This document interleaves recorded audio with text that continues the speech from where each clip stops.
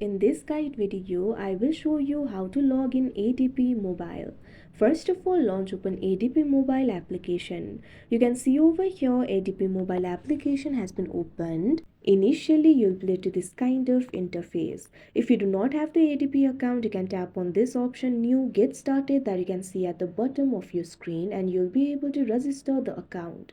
If you already have the account and if you want to log into your account, all you have to do is enter the credentials. So what you have to do is tap on the field of user ID. Now enter the ADP user ID over here. If you have forgotten your user ID, tap on this option Forget User ID and you'll be able to find it.